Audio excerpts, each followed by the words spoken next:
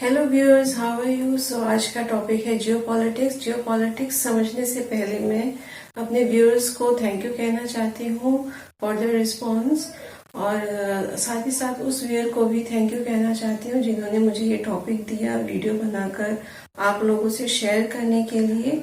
आपका रिस्पॉन्स जो है वो मेरे लिए बहुत ही वैल्यूएबल है, because it inspires and motivates me to make more and more videos on geographical concept. Thank you guys for your response. तो आइए जानते हैं जियोपॉलिटिक्स क्या है और कैसे हम इसको डिस्क्राइब कर सकते हैं।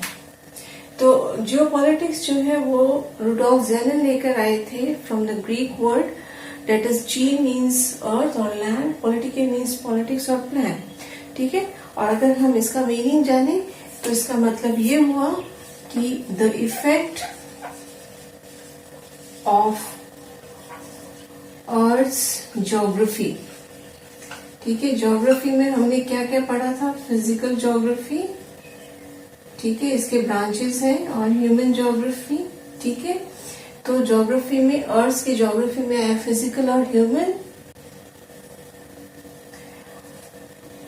ओवर द politics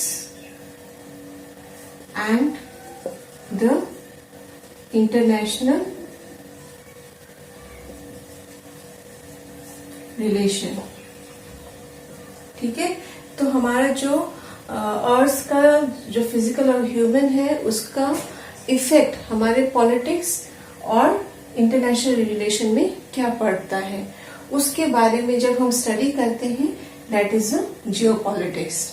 ठीक है, तो जियोपॉलिटिक्स जो है वो ग्रीक वर्ड से लाया गया टर्म है रुडोल्फ ज़ेलन द्वारा, जो कि वो स्वीडिश के साइंटिस्ट, पॉलिटिकल साइंटिस्ट और साथ ही साथ रेडज़ेल के एक बहुत अच्छे स्टूडेंट थे।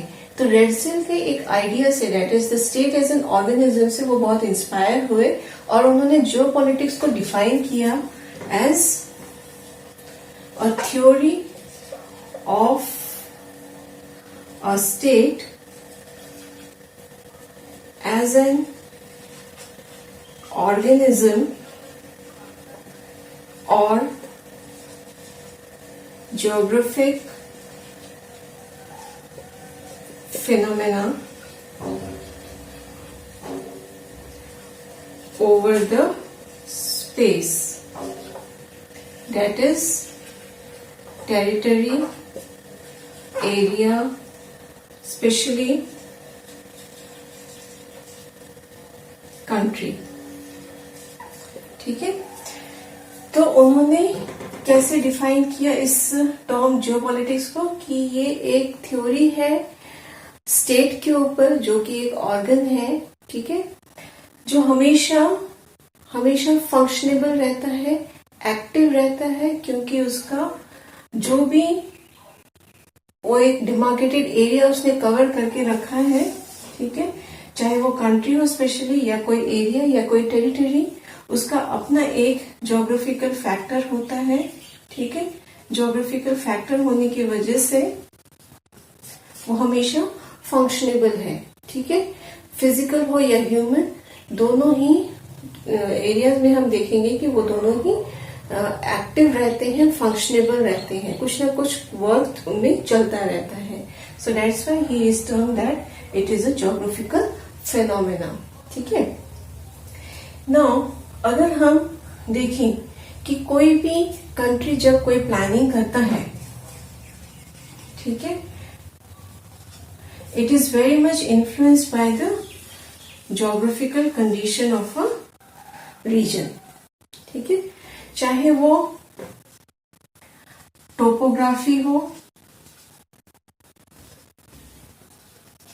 क्लाइमेटिक कंडीशन हो, रिसोर्सेस हो, या उसका पॉपुलेशन, रहने वाले लोग, वो बहुत इन्फ्लुएंस करते हैं एक प्लान को फॉर्मुलेट करने में। ठीक है, और उसका जो इफेक्ट होगा, प्लानिंग का जो इफेक्ट होगा, वो हमारे पॉलिटिक्स में या पॉलिटिकल एरिया में, पॉलिटिकल ग्राउंड में, या हमारे इंटरनेशनल रिलेशन में क्या इफेक्ट देता है, दैट इज अ जियोपॉलिटिक्स।